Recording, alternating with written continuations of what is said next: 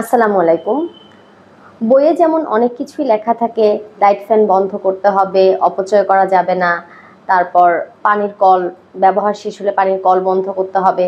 এই কথাগুলো কিন্তু স্টুডেন্টদেরকে টিচার বলতে পারেন এবং মোটিভেট করতে পারেন। কারণ ক্লাসরুম থেকে বের হওয়ার সময় প্রায় খেয়াল করি স্টুডেন্টরা হয়তো বের হয়ে চলে যাচ্ছে, তারা হয়তো লাইট বা ফ্যান বন্ধ করেনি, বা ওয়াশরুমে গিয়েছে, হাত ধুয়েছে কিন্তু কলটা বন্ধ করেনি।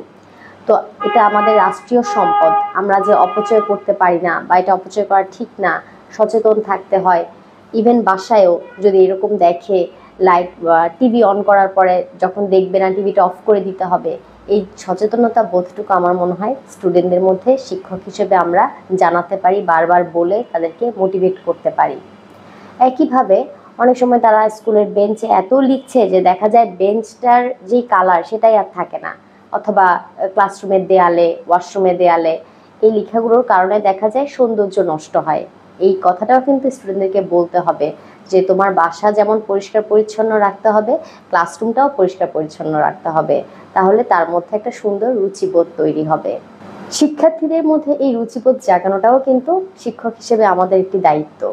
মাঝে মাঝে ইনস্ট্রাকশন দিয়ে বা নির্দেশনা দিয়ে অথবা গল্পের মাধ্যমে, কখনো কখনো ছন্দের মাধ্যমে এই বিষয়টা তাদেরকে আমাদের বুঝিয়ে বলতে হবে। আমি অনেক সময় বলি, a clean classroom is a happy room, clean your classroom with the ব্রুম।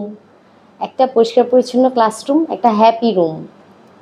তোমার ক্লাসরুমটা পরিষ্কার করো ঝাড়ু দিয়ে, বা যেভাবে হোক সে পরিপাটি করুক। তা আমি এইভাবে বলি, a clean classroom is a happy room, clean your classroom with the ব্রুম।